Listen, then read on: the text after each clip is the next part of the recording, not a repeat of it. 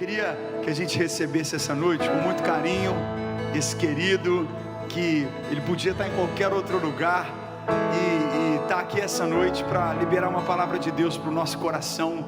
Vamos fazer barulho e receber com muito carinho e amor Pastor Cláudio Duarte. Vem cá, Cláudio.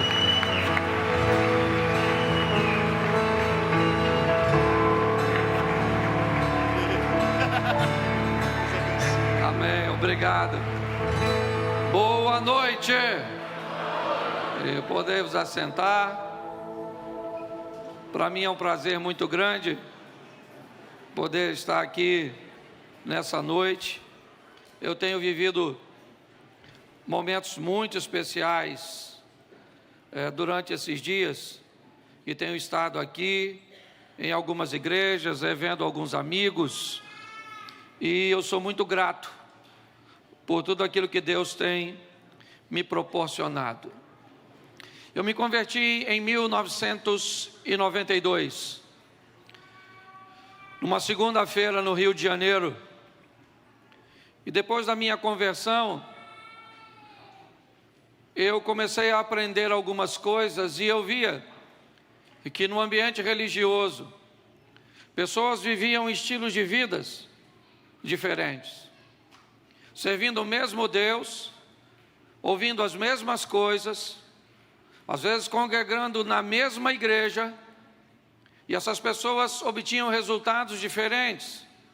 Essas pessoas viviam coisas totalmente antagônicas, totalmente opostas, contrárias. E eu comecei a olhar para tudo isso e procurar entender por que pessoas servindo o mesmo Deus, ouvindo as mesmas coisas, levavam vidas tão diferentes, mas muito opostas. E eu comecei a me perguntar se isso tinha a ver com Deus, se Deus tinha seus privilegiados, se Deus olhava para alguém e disse: eu gostei de você, eu fui com a sua cara, e por isso você vai prosperar. E você? Não, você não vai vencer, porque eu não gostei de você. E eu descobri que não era assim que funcionava, que o ambiente de milagre para um podia ser um ambiente que o outro não sentiu nada.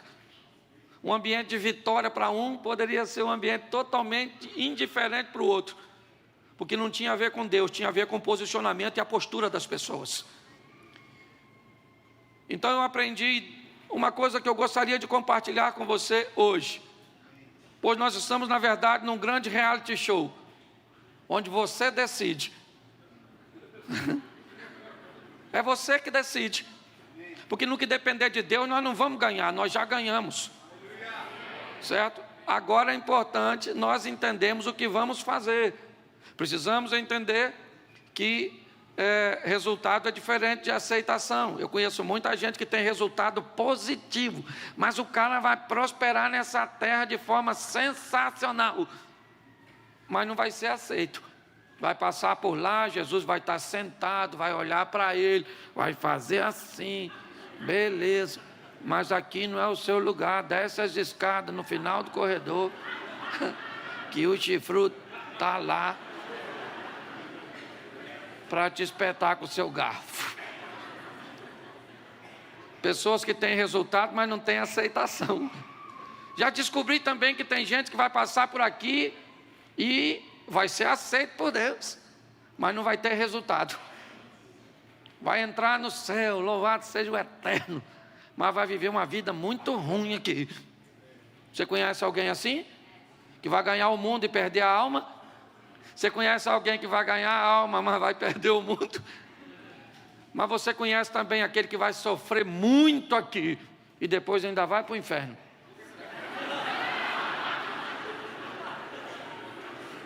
Perdeu o mundo e a alma. Não vou fazer brincadeira com times carioca, mas tudo bem. Mas eu conheço gente que vai vir nesse mundo. A Bíblia diz que adianta o homem ganhar o mundo inteiro e perder a sua, mas a Bíblia não está dizendo que o homem pode ganhar o mundo sem perder a alma. Ela está dizendo: tenha o cuidado de não ganhar o mundo e perder a alma. Mas aprenda que você pode ganhar o mundo sem perder a alma. Ou seja, você pode vir aqui nessa terra viver uma vida extraordinária, sensacional, impactante, e depois dar um beijinho no ombro e ir embora. Louvado seja Deus. Chegar lá e ouvir: vinde bendito meu Pai. Então, dessas 4 pessoas, o primeiro que ganha o mundo e perde a alma.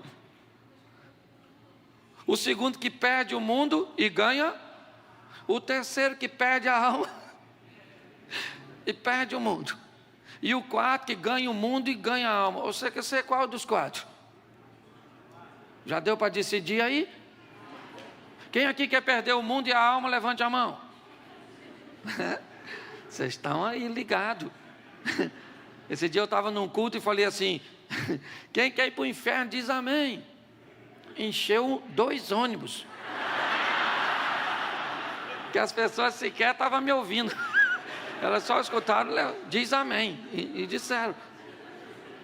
Então eu queria conversar com você. Resolva, certo? Como você vai viver, por vista ou por visão?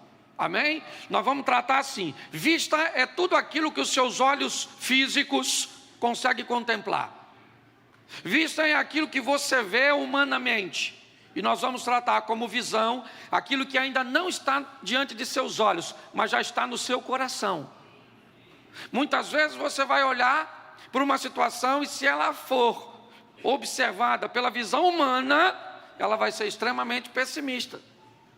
Mas se você aprender a olhar num ângulo diferente, numa visão, aí o que parece difícil não vai ser tão difícil assim. Eu quero usar um texto de Mateus 6, 22 e 23, que diz assim: a candeia do corpo são os olhos, de sorte que se os teus olhos forem bom, todo o teu corpo terá luz. Se porém os teus olhos forem, todo o teu corpo será trevas ou tenebroso.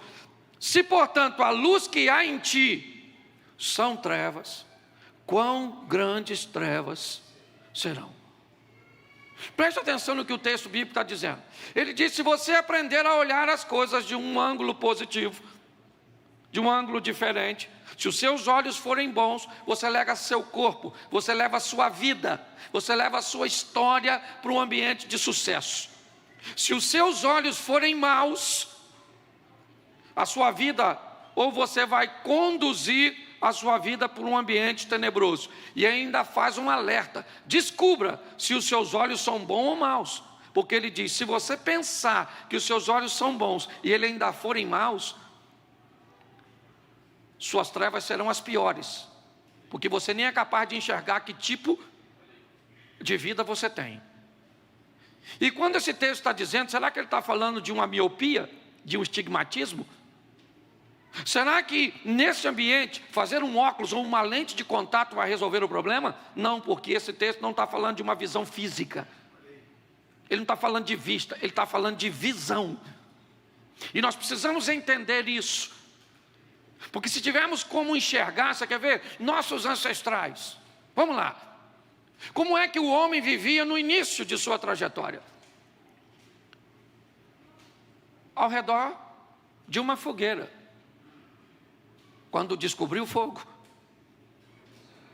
Porque antes disso, todas as vezes que escurecia, o homem parava as suas atividades. Ele tinha que se abrigar. Não havia atividades noturnas. Até que o fogo apareceu, o homem descobriu o fogo e ele fez uma fogueira. E isso deu a ele a possibilidade de ter alguma atividade noturna, que girasse em torno da luz da fogueira, que não iluminava muito longe, talvez 4, 5 metros, mas esse homem já podia ir um pouquinho mais adiante, fazer alguma coisinha, porque a luz o levava adiante. Só que depois ele descobriu que podia usar uma luz móvel, uma tocha, que ele acendia e dava a ele condições de um pouquinho, não podia ir muito longe, porque senão a tocha apagava e ia ficar difícil.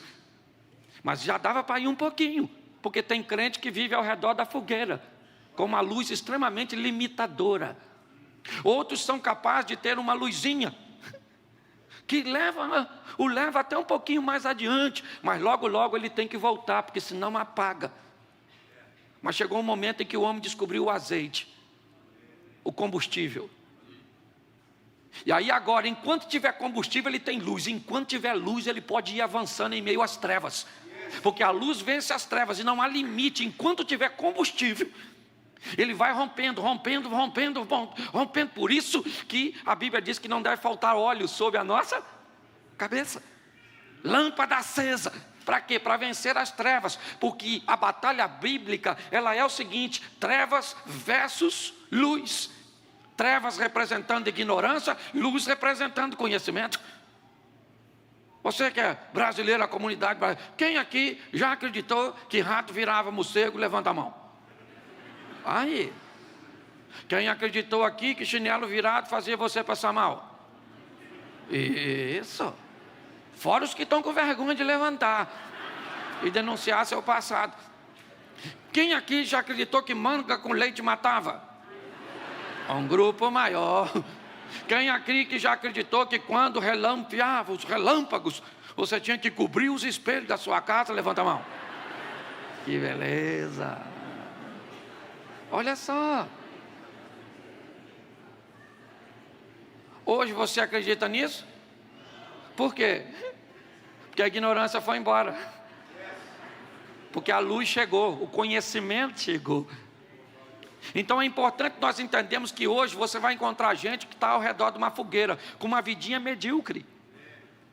E medíocre não é ruim, isso é que é complicado. Medíocre está na média.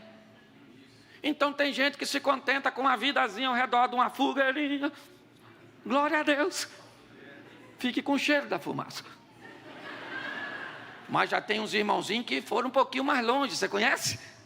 Eles foram com uma tochinha. Mas tem gente que pegou combustível e que descobriu a fonte do combustível. E aí para ele não há limite. Agora o desafio é saber como é que essas pessoas que estão ao redor da fogueira ou com a tocha vai saber lidar com gente que tem combustível para ir a lugares que eles não estão indo, para viver coisas que eles não estão vivendo. Então o combustível está disponível para todo mundo. Sim ou não? Mas a fogueira e a tocha também. Então não depende de Deus, depende de você. Está na hora de você falar para Deus: eu quero acender essa lâmpada, eu quero romper as trevas, eu quero viver o que ninguém está vivendo, eu quero provar o que ninguém está provando. Porque quando você viver com combustível para caminhar, primeiro, não dá tempo de olhar para a vida dos outros. Você vai rompendo. Mas isso é uma opção. Aliás, Deus nos deu opções, certo? Você quer viver? Viva. Ao redor da fogueirinha, viva com uma tochinha, ou pega essa lâmpada. Você quer ver? Quando a Bíblia fala de casamento, olha que coisa maravilhosa. O noivo vem buscar uma noiva de noite. Quando eu vi esse texto, já fiquei meio preocupado. Diz que tem 10 noivos, o que dá a possibilidade dele pegar a noiva errada. Mas eu gosto que esse noivo é um cara esperto. As mulheres têm que ter lâmpada para ele pegar. Só lâmpada acesa. Qual é a mensagem bíblica? Nunca pegue ninguém no escuro. Claro.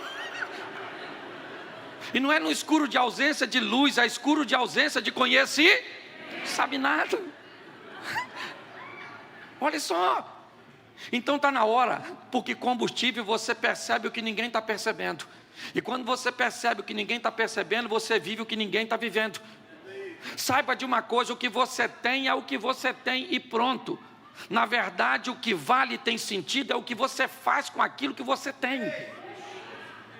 A mulher estava perdida, tendo um pouco de azeite dentro de casa, sim ou não? Mas a luz chegou. E o profeta disse para ela: querida, é com isso que você vai mudar a sua vida.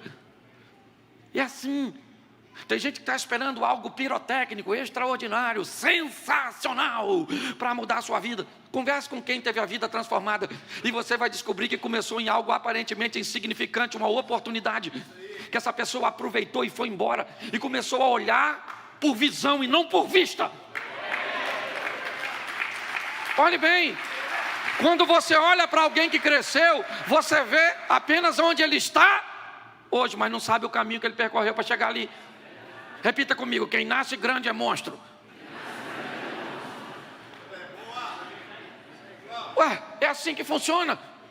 Então está na hora de você parar de canalizar força para ver o que está acontecendo na vida do outro e usar essa força e essa energia para fazer as coisas acontecerem na sua vida, no seu ministério, na sua história, no seu casamento.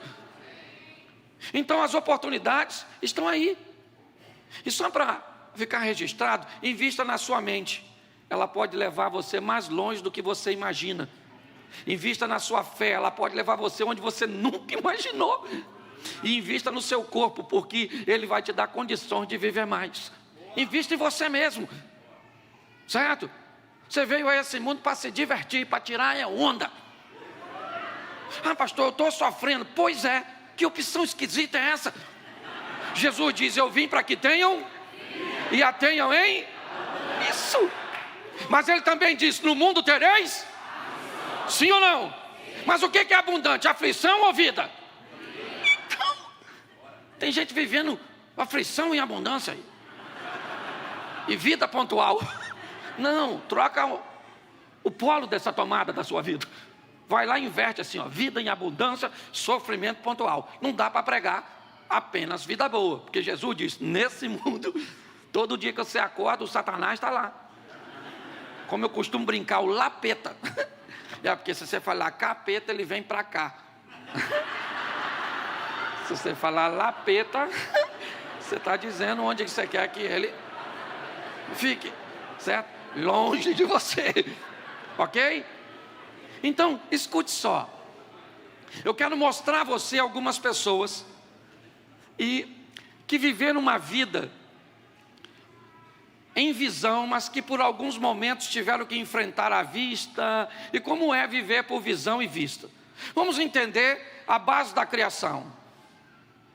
Deus chama a existência, deixa eu usar um texto aqui, de Romanos 4,17, até para, como está escrito: por Pai de muitas nações te constituí, perante aquele no qual creu, a saber Deus, o qual vivifica os mortos e chama as coisas que não são como se já fosse. Vamos olhar para Gênesis 1. E disse Deus: haja. A luz existia? Então ele criou a luz por vista ou por visão? Isso, chama a existência as coisas que não existem como se já existissem. A vista só faz a supervisão do que aconteceu na visão.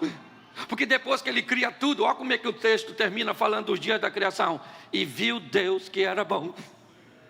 As coisas acontecem por visão e são supervisionadas por vista. Entendeu? Então você quer viver por vista, vai viver, vai ter dívida, vai ter problema, vai ter crise, você vai pensar em desistir, vai cantar: não dá mais para segurar, explode o coração. Isso é quem vive por vista. Agora, por visão, numa linguagem carioca, o bagulho é doido, o movimento é frenético, é ou não é verdade? Nós vamos impulsionar as pessoas a viver por visão e não por vista. Amém? Então sai daqui hoje olhando o seu marido por visão. Esquece a vista, senão fica ruim. Sua esposa tem que ser vista por vista ou visão? Sua sogra, a visão do super-homem. Isso. Olha só. Quando nós vamos viver uma vida de visão, a nossa história vai trafegar em uma linha bem interessante. Então, eu vou te dar alguns exemplos aqui rapidinho. Vou falar rapidinho, vai ser com anestesia. Quando você vê, já acabou. Gênesis capítulo 12, verso 1. Vamos ver Abraão. Ora, disse o Senhor a Abraão: sai da tua terra e da tua parentela e da casa de teu, e vai para uma terra que eu te mostrar. Vista ou visão? Vista ou visão? Porque é uma terra que ele ainda não. Então Abraão poderia falar: o Senhor me mostra, que eu quero saber se é boa. Mas Deus falou: Abraão, sai da sua terra, da sua parentela, e vai para uma terra que eu te mostrar. E Abraão foi, sim ou não? Por vista ou por visão? Isso, esse dia eu falei isso com a minha mulher. Você poderia ser igual a Abraão, eu te chamar para você ir e você não perguntar onde. E ela falou: é fácil, Cláudia, é só você ser igual a Deus. Aí eu falei: então vamos voltar aos relacionamentos anteriores, porque não vai rolar. Abraão sai para viver o extraordinário, sim ou não? Promessas impactantes, ele vai ser pai de uma grande... Isso, a mulher dele é estéril. Olha só que coisa louca. Ele tem até uma rota de fuga para isso. Ele leva o sobrinho, pensando assim: se não fizer um filho, um menino, é meu parente. Cuidado com parente, porque parente, família é quem te protege, quem te ajuda, quem te apoia, porque seu sangue até mosquito pode ter. Ok? É meu sangue.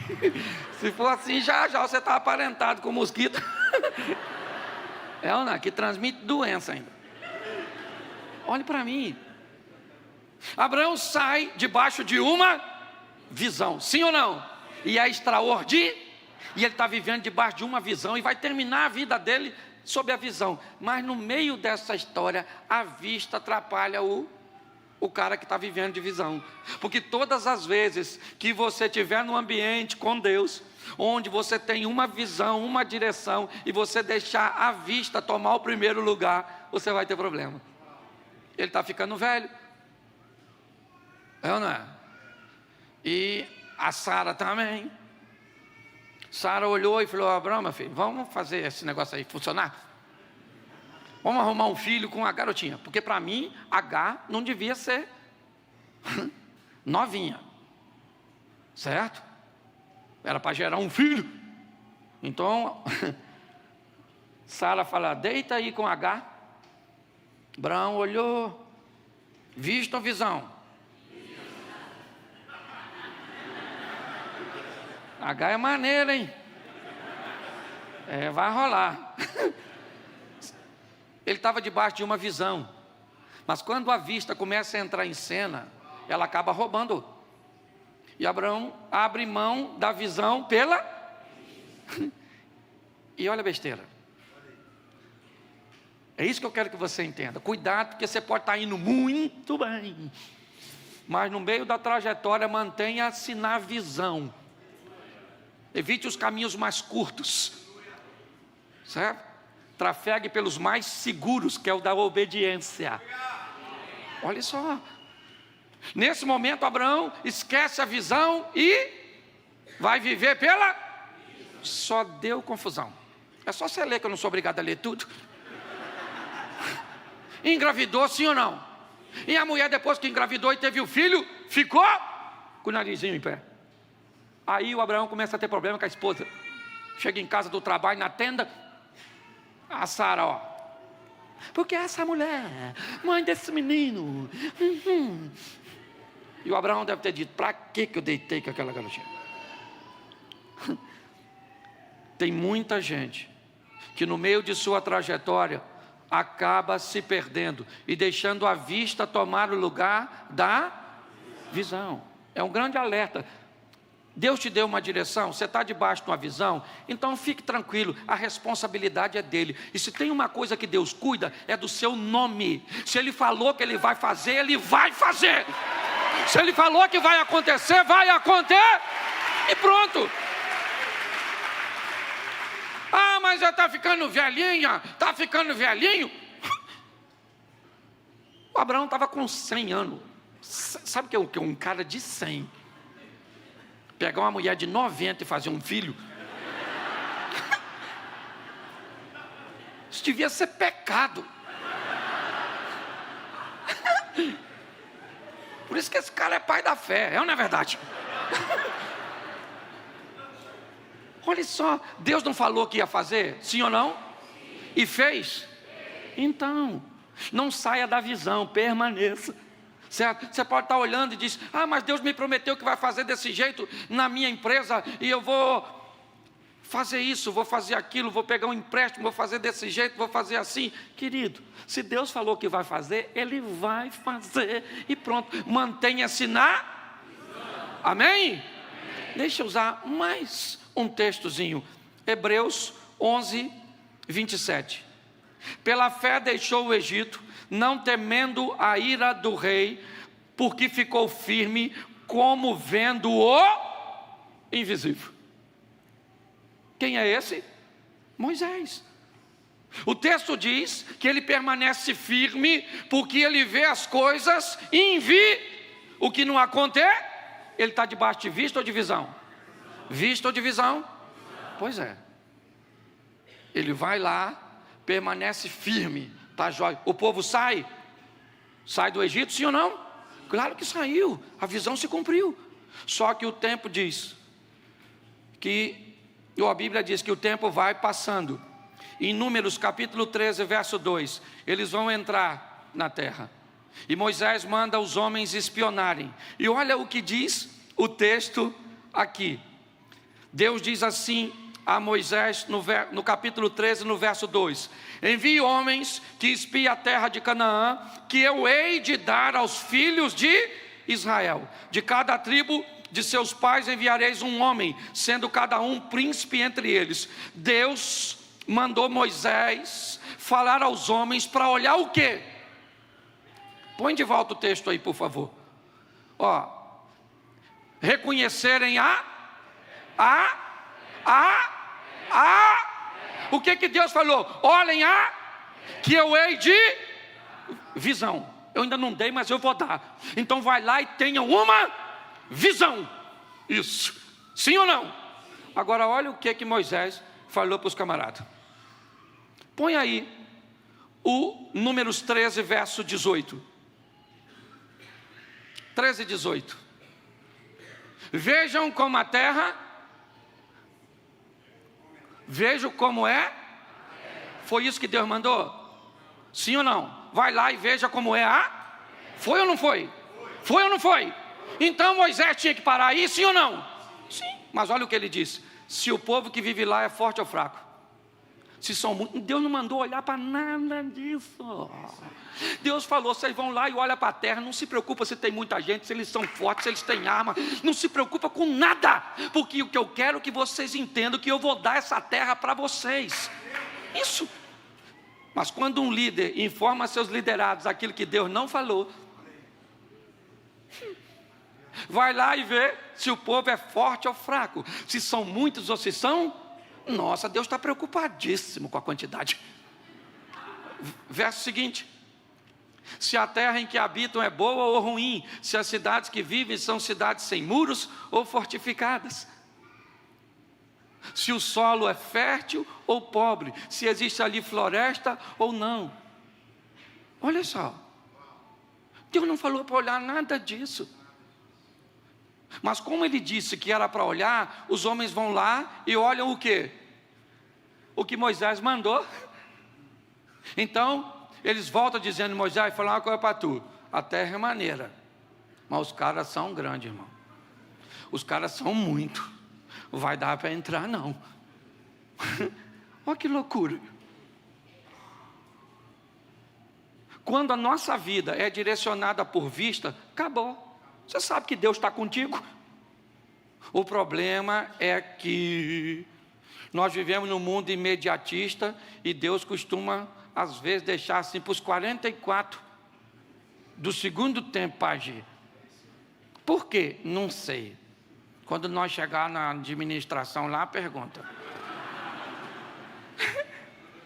Por que o senhor fez? Eu não sei por que. Eu não sei. Tem gente que me faz pergunta. Esse dia eu estava pregando de Jesus escrevendo na terra, acabou o evento, um garoto veio falar comigo o que ele estava escrevendo. Pastor, o que ele estava desenhando lá na terra? Eu falei: irmão, eu só li. Eu não estava lá não. O outro me perguntou: pastor, o senhor sabe se Adão tinha umbigo?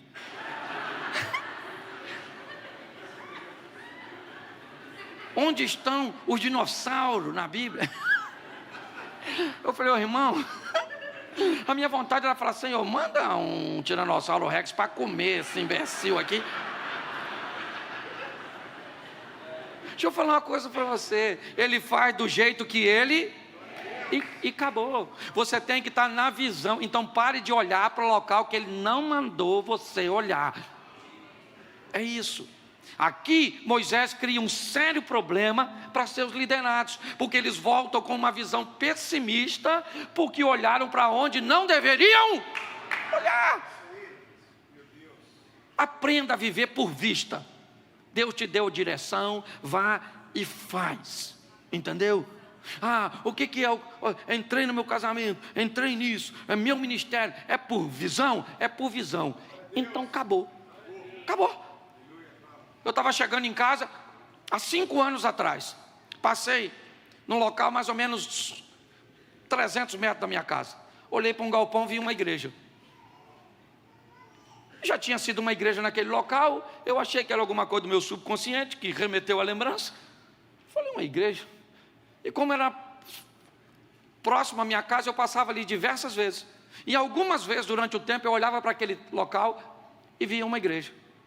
Até que um dia eu procurei o dono e falei assim: rapaz, você me aluga isso? Ele falou: aluga. Você quer fazer o quê, Cláudio? Eu falei: eu vou fazer uma igreja. Mas a igreja está onde? Eu falei: sei lá, rapaz, eu passo aqui, estou vendo uma igreja, eu vou fazer uma igreja aí. Ele falou: sério? Eu falei: sério. Você não tem membro não? Eu falei: não tem não. Eu vou fazer a igreja.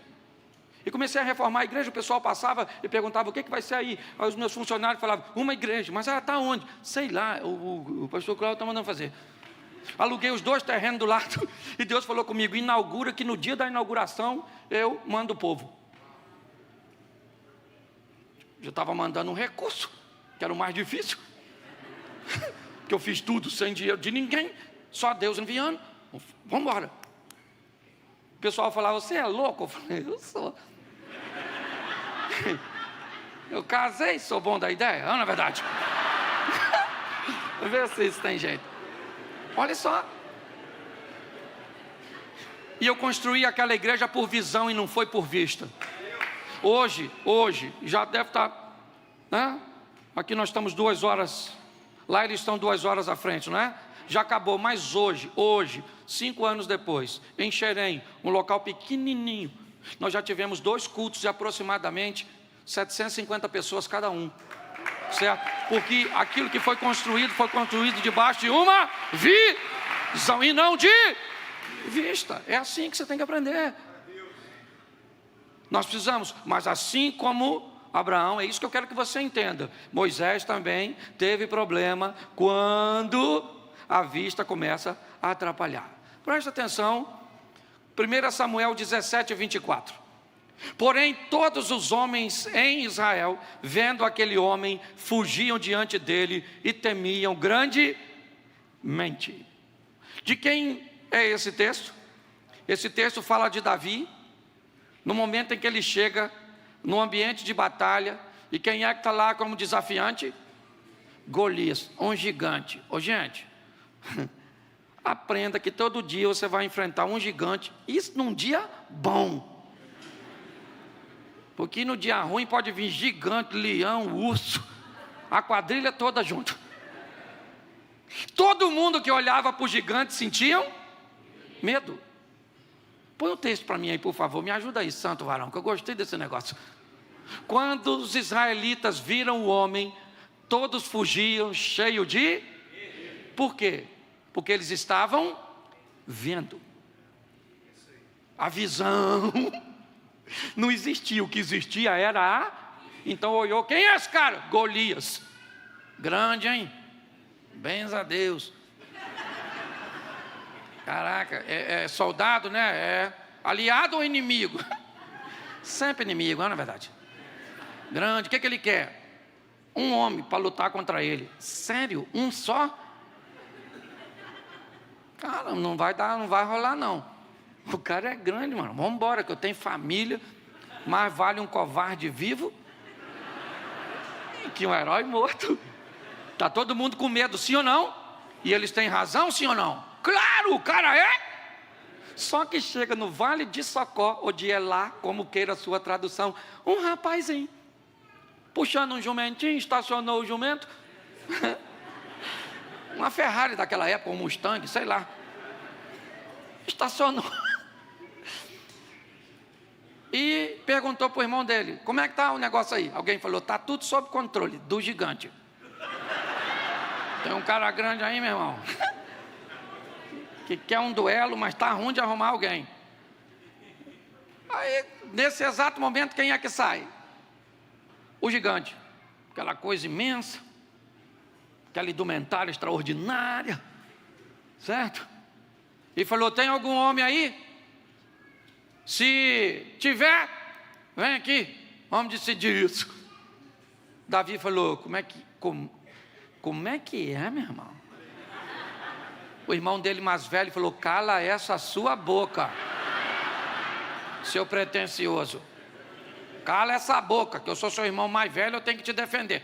Vai embora, Davi. Davi falou, calma, que é isso? O que é que vão dar para quem matar o gigante? Note que o cara é corajoso, mas não é otário. Ele quer saber se tem prêmio. Alguém falou, se matar o gigante, fica rico, mas tem que estar vivo. Segundo prêmio, vira príncipe, casa com a filha do... E terceiro prêmio, não paga imposto. Davi falou, ninguém mata. Esse cara é a oportunidade que eu tenho de mudar de vida. Se eu matar esse cara, eu fico rico, viro príncipe e não pago imposto. Porque tem gente que basta ver um problema que acha que ele veio para te destruir, mas tem gente que acha que problema é capaz de promovê-lo. A ótica é diferente. Agora Davi vai enfrentar o gigante, sim ou não? Por vista ou por visão? Isso aí. Porque quando ele falou, eu mato esse gigante, o pessoal falou o quê? Droga. Crack, metanfetamina, esse maluco tá doidão. Porque a Bíblia diz que a fé é loucura. Alguém falou, leva esse garoto para Saul. Chegou lá e falou, Saul, tá ruim? Escuta só. Esse garoto falou na frente de todo mundo que quer representar Israel. Saul falou, menino, chega aqui, garoto. Você não pode... Deixa eu falar para você. Você viu o cara? Você não pode ir, Davi. O cara é matador desde garotinho. Quase matou a mãe dele quando nasceu. De tão grande. Você não pode. E outra coisa, Davi, é você que toca para me dormir. Não tem Gadernal, Lexotan, Rivotril. Se você morre, eu não durmo, menino. Você não pode, porque Saul está olhando por vista ou por visão? Quando Saul termina de falar, Davi diz, Saul, escuta só uma parada que eu nunca falei para ninguém. Estava eu apacentando as ovelhas do meu pai lá sozinho. Não tinha ninguém para fotografar, não tinha WhatsApp, não tinha nada. E veio um urso querendo pegar uma ovelha do papai. Eu falei, aí urso, aqui tem pastor, irmão. O urso não acreditou, meteu as caras comigo, matei o urso. Depois chegou um leão desavisado, sem saber do falecimento do urso. E eu falei, irmão, não quero problema com Greenpeace, nem com esse negócio de... Ok? Mas já matei uma aqui, escute, não, peraí. Escute só. Eu matei um leão e matei isso. Só que para mim, o primeiro animal que Davi matou, sabe qual foi? Para mim foi uma ovelha, porque ele era criador de ovelha, e criava ovelha para comer, para utilizar a lã, sim ou não? Provavelmente também Davi enfrentou o maior inimigo da ovelha, o lobo, sim ou não? E depois enfrentou um urso, e depois enfrentou o leão, e depois enfrentou o gigante. Entendeu? Você quer entrar no cenário destruindo o gigante? Você não tem história com Deus. Quando Davi vai enfrentar o gigante, o que ele diz para Saul? Saul, eu matei um leão e um urso. Ele não falou da ovelha nem do lobo, porque era um adversário mais fraco. Eu matei e eu vou matar esse gigante. Estou falando para você que eu vou matar esse cara. Eu vou matar, fica tranquilo, Saul. eu vou lá e vou matar. Saul falou assim, então vai com a minha armadura. Davi vestiu a armadura, mas não deu, porque a armadura de um dissimulado medroso jamais serviria para um covarde comprometido com Deus. Davi vai enfrentar o gigante por vista ou por visão? Quando o gigante olha para Davi, ele vê Davi por vista ou por visão? Falou, nossa, já estão botando criança na frente de batalha. Isso é um terrível, gente. Ô garoto, eu vou matar você, menino. Isso é muito fraco. Eu vou matar você e não vou deixar nem ter enterro. Entendeu? Os animais vão vir te comer. Eu imagino o pessoal falando, conheceu ele? Menino bom, Davi, rapaz. Mas o pai dele tem mais 7 filhos, vai fazer falta não, mais novo. Alguém achava que Davi ia ganhar? Sim ou não? Não. A não ser ele. Ele não acreditava muito, mas ele acreditava, porque ele estava com medo. Quando Golias terminou de falar, Davi falou, aí Golias, fala uma coisa para tu. Uma coisa para tu. Eu vou matar você. Me parece que Davi sabia que havia sido ungido para ser rei, não foi para matar gigante. Então eu imagino, e agora por favor, deixa eu aplicar desse jeito, porque os teólogos morrem quando eu falo. Mas eu imagino que Deus está falando, mas esse menino não devia enfrentar o gigante, não mandei isso. Vai morrer, vou ter que arrumar outro. Só que o garoto diz assim, eu vou contra você, em nome do Senhor dos Exércitos. Pensa, Deus escutando isso, ele vai no nome de quem que ele falou?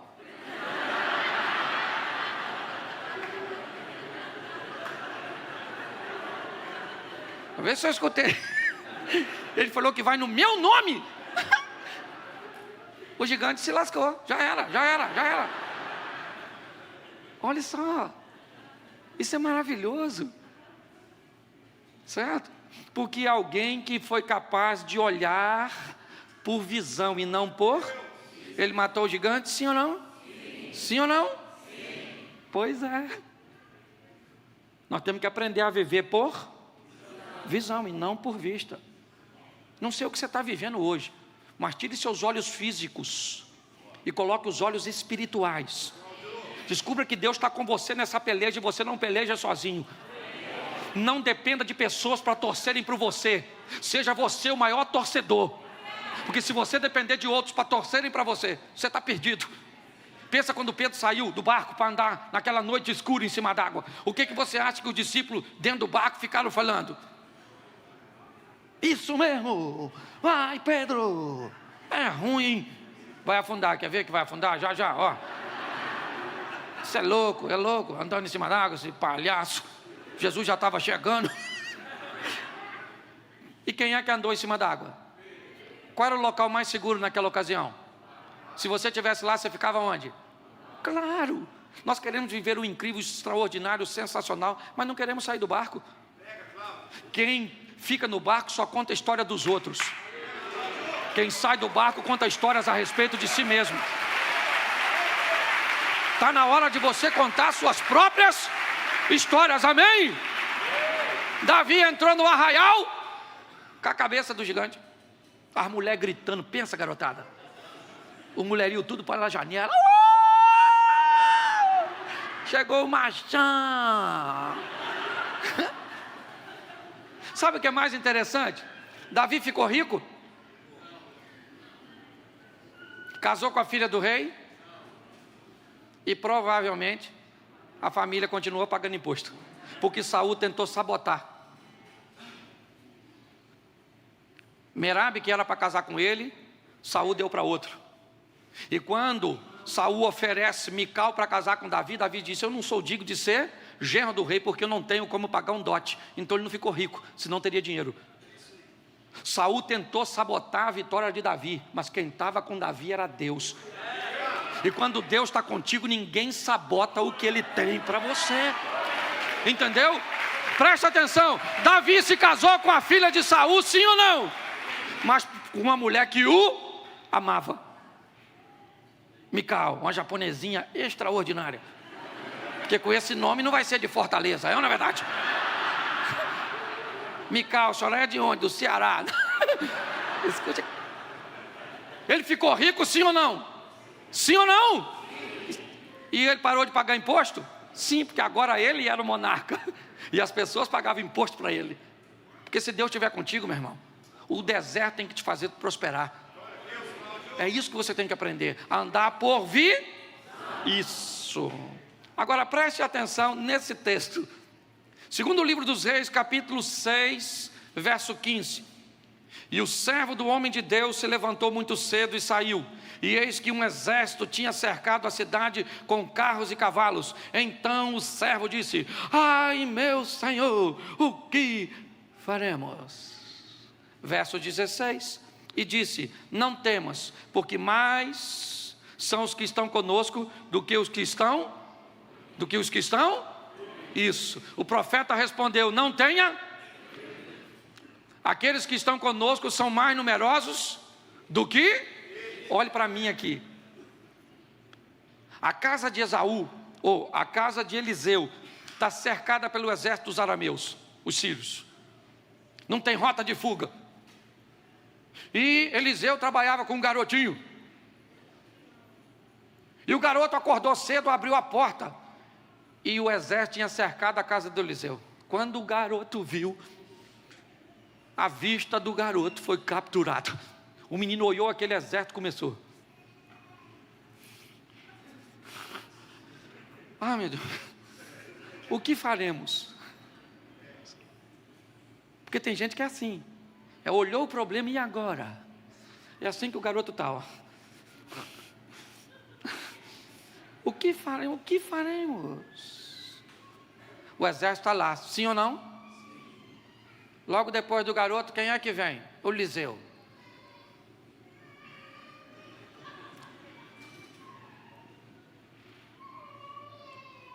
O exército que o menino está vendo é o mesmo que Eliseu está vendo, sim ou não? Claro, o exército está para o garoto é o mesmo que está para o Eliseu. E o menino está tremendo, dizendo o quê? O que faremos? E Eliseu? E o menino tremendo. E o Eliseu? De repente o Eliseu olha para o menino e diz assim: calma, garoto. Mais numerosos são os que estão conosco do que os que estão com ele. O menino olha e diz assim: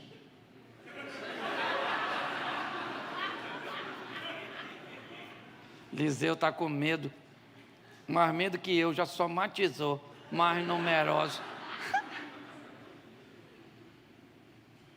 Preste atenção, você sabe qual é a diferença nesse texto?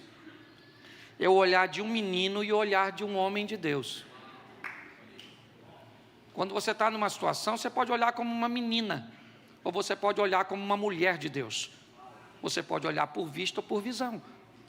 O menino olha por vista, e quando ele olha por vista, ele vê os Mas quando Eliseu chega, ele não é menino. Porque quando eu era menino, falava e pensava e agia como menino, mas quando eu me tornei grande, a primeira coisa que eu fiz é acabar com a meninice. Entendeu? Olha só, agora, Eliseu está lá, o menino está tremendo, sim ou não? E Eliseu? De repente, Eliseu fala assim: Senhor, abre os olhos desse menino, para ele ver o que eu estou vendo. De repente, gente, o menino olha e começa a ver carro, cavalo e cavaleiro de fogo. Eu imagino o menino assim, ó.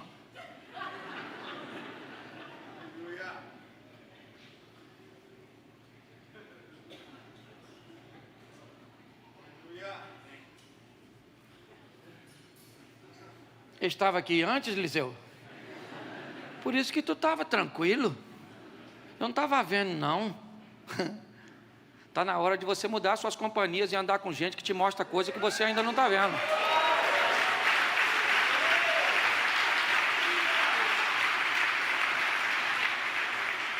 Quando Eliseu falou isso, o menino olhou. E agora o menino está vendo carro, cavalo, cavaleiro de fogo. Agora não é mais visto, agora é. Eu imagino o menino falando assim: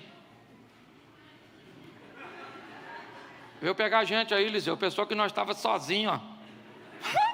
Nós andamos em bando. Nós somos quadrilha do eterno. Agora vem, maluco.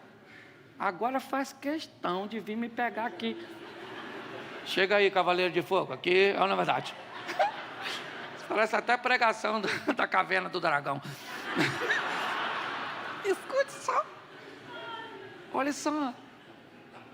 Olha que coisa, gente, isso para mim é extraordinário. Alguém que aprende a viver por e não por, é isso. É isso que Deus está querendo falar comigo e com você. E para terminar, olha que maravilha. Ezequiel 37. Olha o que Deus diz para Ezequiel depois de levá-lo a um vale cheio de ossos. Olha só, filho do homem, porventura viverão estes ossos? Olha só, um vale de ossos secos está diante de um profeta, e Deus pergunta ao profeta: o que você está vendo, camarada? Dá uma volta aí, um rolé no meio do... E ele fala: eu estou vendo os ossos, e os ossos estão... E Deus pergunta: pois é, pode voltar à vida esses ossos? Se for por vista, pode? Mas se for por visão? Por isso que Ezequiel disse: o Senhor é que sabe, não quero me meter nisso. O Senhor é que sabe. Se eu for falar o que eu estou vendo, não vai, é osso sim sequinho, não tem sombra de... Mas quando ele me parece que quer tirar o corpo fora, Deus traz ele para dentro. Então, se é isso, querido, profetiza. Então profetiza. Se é meu profeta, então diz para esse osso seco. E aí não dá para ser com visão, não dá para ser com vista, tem que ser por... Diz a ele: ossos secos, ouvi a palavra do Senhor. Está na hora de sairmos daqui, gente, para vivermos o extraordinário, o incrível. E não dá para viver tudo isso vivendo por vista. Nós temos que romper a barreira e viver debaixo de uma visão, onde você consegue enxergar coisas que as pessoas ainda não estão vendo, viver coisas que as pessoas não estão vivendo. É isso. Essa é a proposta para mim e para você. Se você olhar quem está vivendo o incrível e o extraordinário, pare e pense, cada um na sua esfera. Mas é porque aprendeu a viver visão. Olhe seu casamento, olhe seus filhos, olhe seus negócios, olhe seu ministério. Olhe por visão e não por vista. Porque quando isso acontecer, primeiro, seu vocabulário muda em torno daquilo que você está vendo. Você vai começar a falar coisas diferentes do seu casamento, coisas diferentes da sua empresa, coisas diferentes da igreja, coisas diferentes da sua fé. Mas enquanto você estiver por vista, o negócio vai ficar difícil para você. Então eu queria que você ficasse de pé agora, só quem está sentado. Que tem uma turma que já está em pé aí. Feche os seus olhos. Obrigado, querido.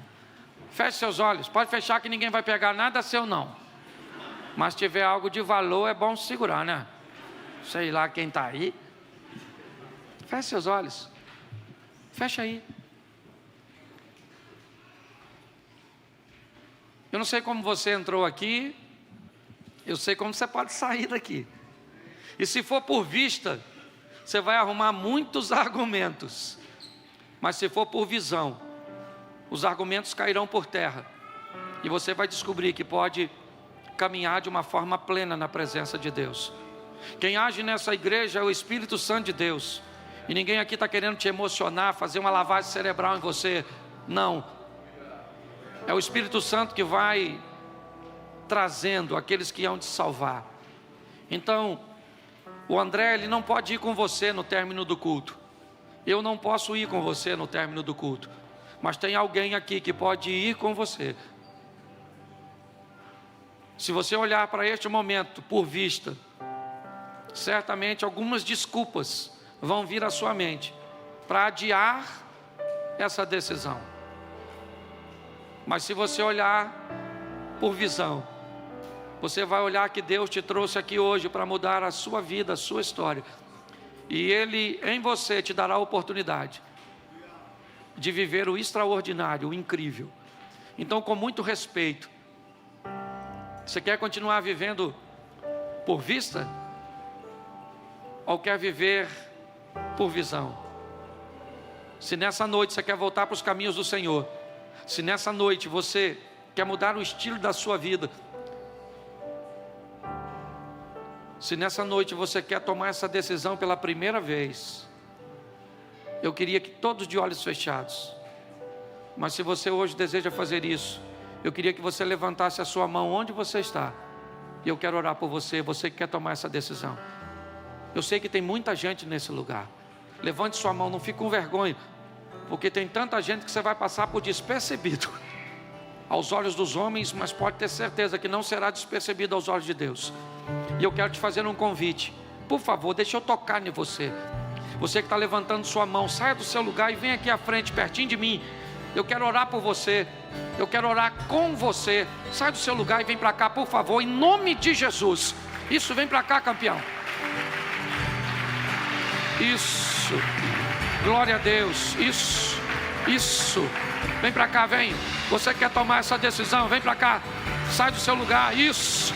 Em nome de Jesus. Isso. Sua história muda hoje, muda aqui. Ela muda agora. Em nome de Jesus. Vem para cá, vem para cá, vem para cá. Vem para cá, em nome de Jesus. É uma noite de salvação. Isso. Não é por vista, é por visão. Glória a Deus. Aleluias. Isso. Glória a Deus. Deus te abençoe. Em nome de Jesus. Vem pra cá, vem. Ele está aqui para te receber de braços abertos. Isso. Não tenha medo. Isso. Sai do seu lugar e vem pra cá. Glória a Deus. Glória a Deus. Deus te abençoe. Amém. Glória a Deus. Aleluias. Deus te abençoe. Aleluias. Isso. Esse é um culto racional. Então é perfeitamente normal que você esteja tendo uma conversa com você mesmo. Se você for fazer isso por vista, você vai ter medo, como tiveram do gigante, como tiveram do exército inimigo, como tiveram de não ter êxito em ter filhos. Mas quando você mudar a vista por visão, feche seus olhos e você vai começar a se ver no lugar que Deus tem para você. Você pode dizer assim: mas pastor, tem tanta gente aí na frente, para que continuar o apelo? Tira o som, por favor. Tira o som. Deixa eu falar uma coisa para vocês.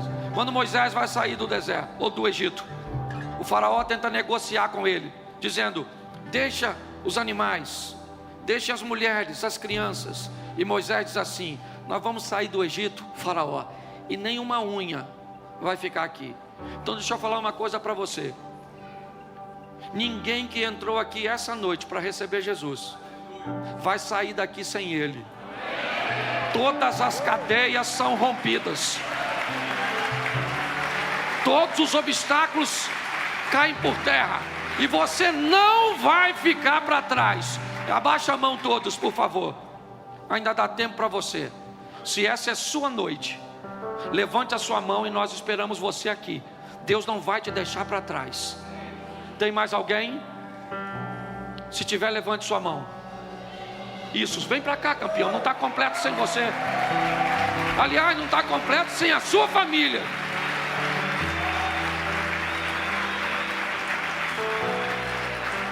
Glória a Deus. Agora eu vou passar para o pastor André, mas eu quero que agora a igreja aplauda e faça barulho pelo que Deus está fazendo nesse lugar.